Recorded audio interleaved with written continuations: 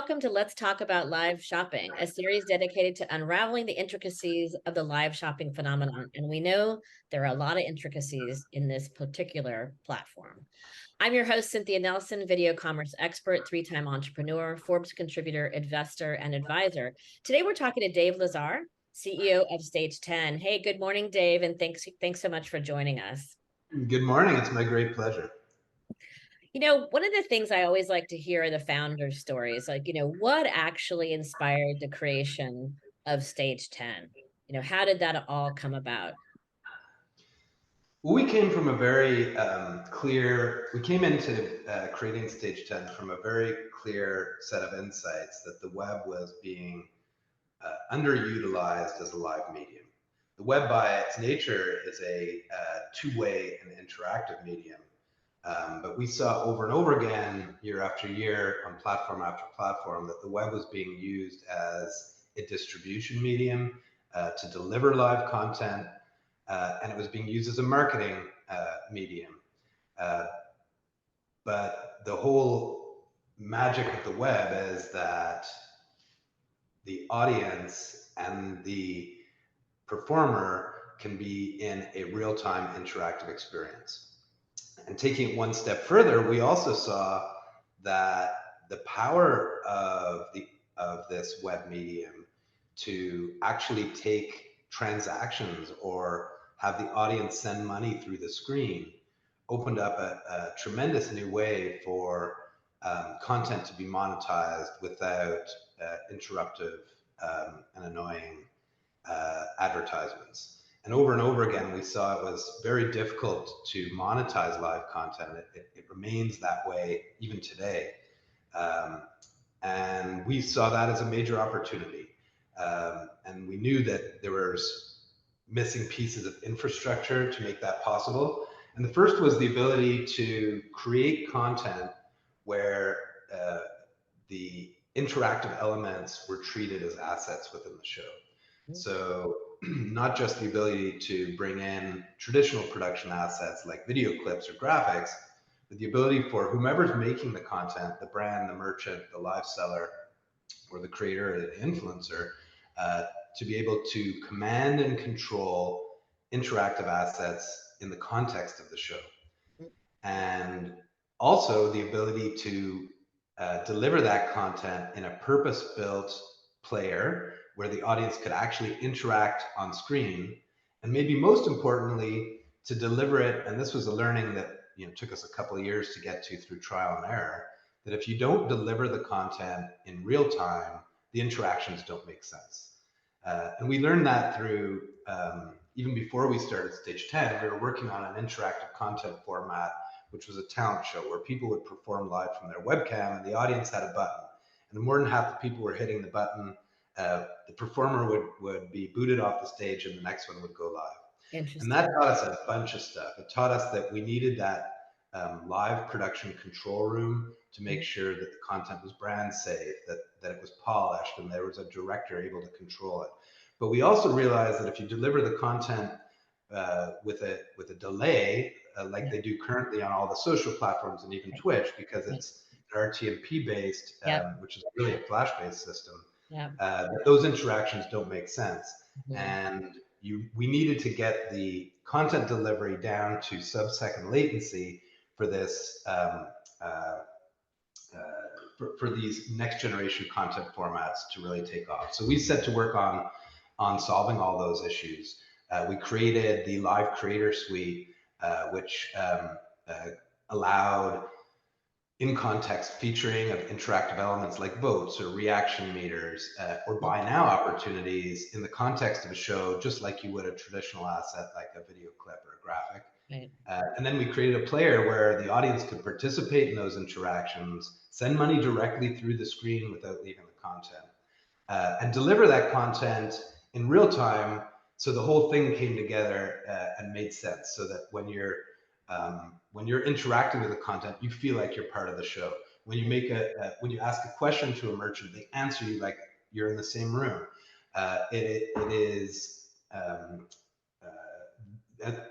Those were the real keys to us succeeding in that vision.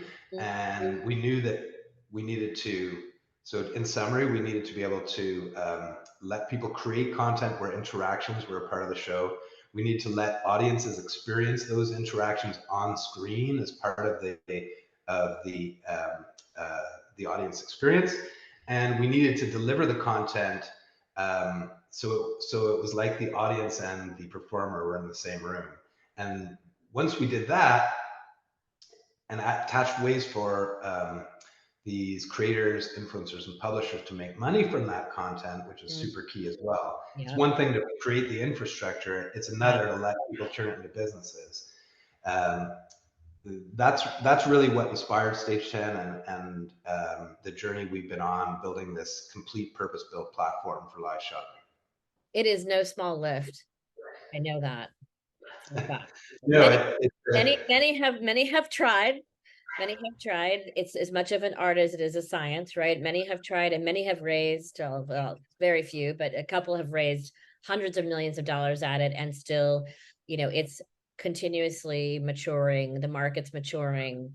This kind of leads me into the next question on conversion, which you talked about. It's one thing to make all this great content. It's another one to have to actually make money doing it. So talking about the conversion side, what have you seen with clients, kind of best practice, or if you have a case study or something you want to call out?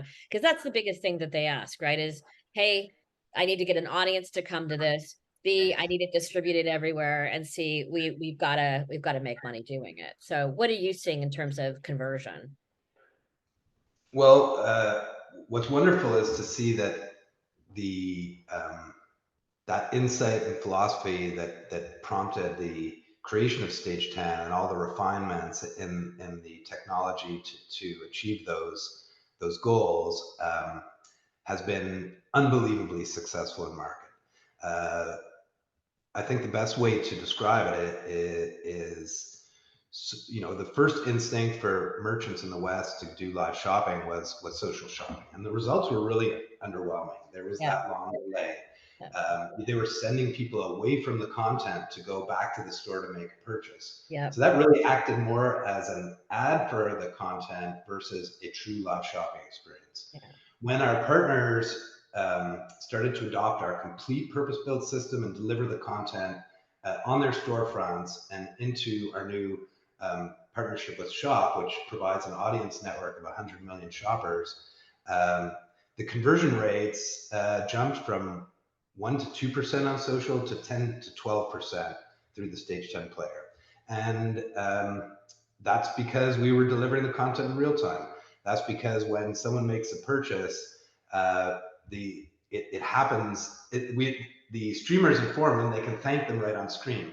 yeah, When someone has a question about the product and the merchant or the live seller answers them as yeah, if they're standing in the same room, right. not only do they get the confidence to make a purchase, but all the other folks watching who maybe had the same question get the confidence to make a purchase.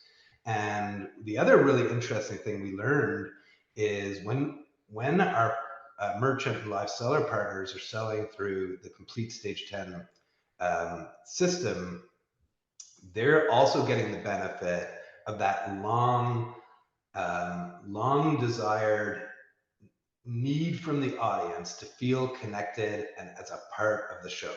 So Yeah, what we learned is that I've always known that audiences were going to love the ability to interact and participate in content once mm, our platform was out there.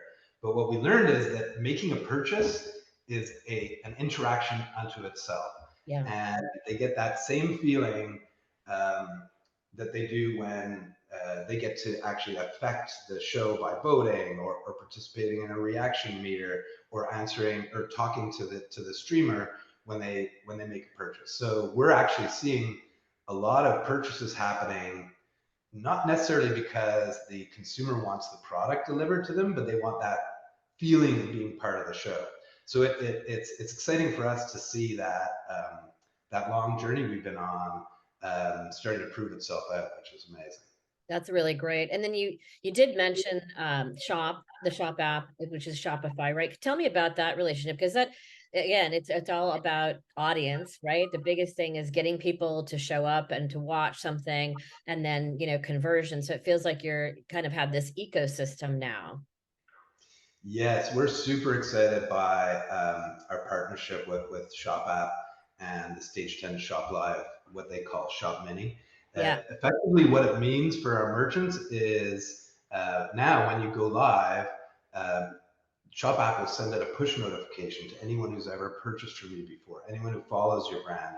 yeah, And what that means is, we've always worked with major brands and merchants who have been able to gather their own audience. And we think that this live shopping is going to be a practice that all merchants need to participate in. yeah, And we knew that if we could solve that, how do I gather an audience problem, yeah, it was going to open this up to a much broader swath of merchants. So the partnership we have with Shop App is a real game changer, not just for Stage 10, but for the whole industry, particularly in the West, because we saw, as um, Taobao Live and Alibaba came together, right, that, right, that purpose-built live shopping system yeah, combined with that audience of consumers and shoppers yeah. was what really started to take it to the next level. And we believe that between Shopify and Stage 10, we're going to be able to provide that same magic to the Western Hemisphere. Really, really interesting, I would say a key differentiator, right, in the platform overall. That's something that I don't think anybody else has tackled or actually has out there. So congratulations on that. I know those are difficult deals to do, but seems like this is a right pivot moment for you guys in that for the ecosystem. You know, if you had a crystal ball, what do you we always ask that question, which I love. Like if you had a crystal ball, like what do you see as the future or the evolution of live shopping?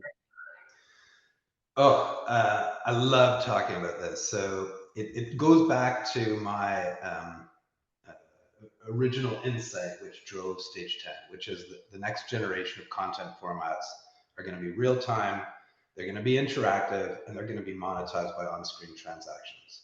So, what does that open up? That opens up the ability for major merchants and brands to become, think of them maybe as the next generation of specialty networks. So, Hmm. why shouldn't an outdoor lifestyle brand create content that's about outdoor lifestyle that's monetized through selling of their products? So not necessarily just the old school pitch person that you'd see on traditional shopping networks, but Right, next generation content formats that are relevant to a merchant's consumer base and give them a really fun new way to go shopping that connects them both with the brand and the content, but also allows them to make purchases on screen as a way of participating.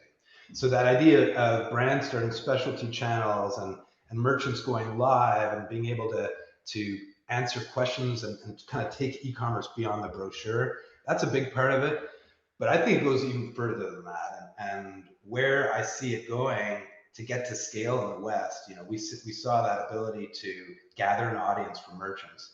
But the other major piece that we're excited about, what we're working on around this, and we've got some exciting announcements coming up, is affiliate live selling. So yeah, what do you do with all the merchants who,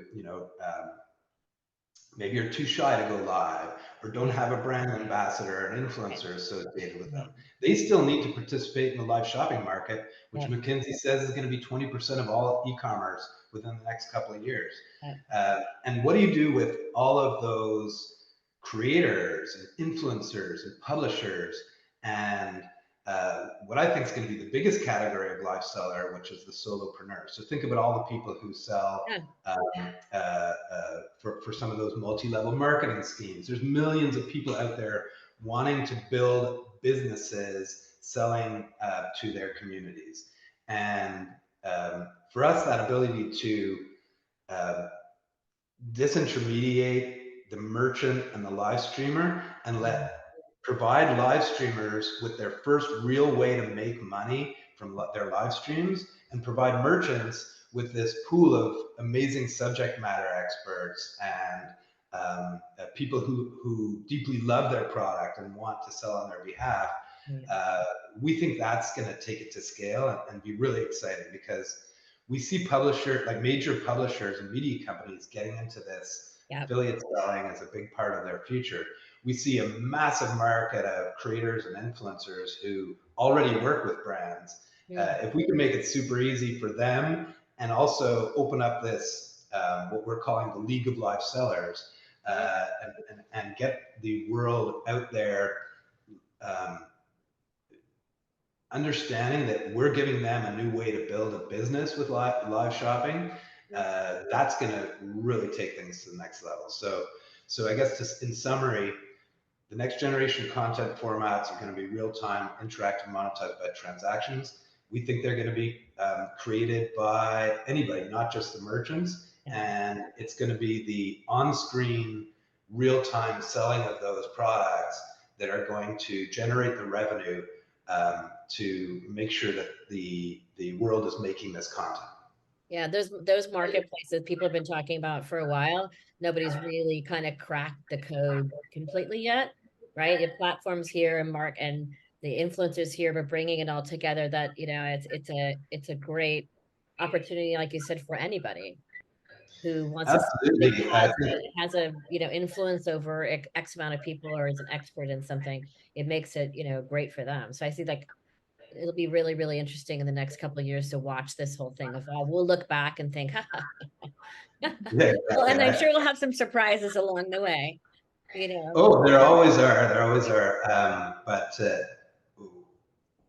if it all goes back to that core truth that Yeah, there's a massive opportunity for real-time interactive content on the web, and if we give a methodology to earn money that causes interactive delight in the audience, yeah, it's going to change the way content is produced and yeah, experienced forever. yeah, Like a great point is, they say, well, VOD killed live. Nobody watches live anymore unless it's sports or it's the Academy Awards. There's a reason, if we give audiences a reason to tune in at a yeah, particular time, whether that's because they're a part of the show, participating in it, whether they want to be part of the community that's yeah, watching the show, which is yeah, interacting with each other in real exactly. time, uh, the it'll be the audiences who get hooked on that feeling, Yeah, and once they demand it, everybody's going to start making that kind of content, and yeah. that's going to be amazing for merchants because we can just uh, let all those amazing new interactive content creators sell products on behalf of our merchant partners. Awesome. Well, thank you so much. I really appreciate your time and good luck with everything. I'm sure we'll be seeing each other soon. Thank you, Cynthia. We really appreciate being part of this, and definitely looking forward to seeing you soon.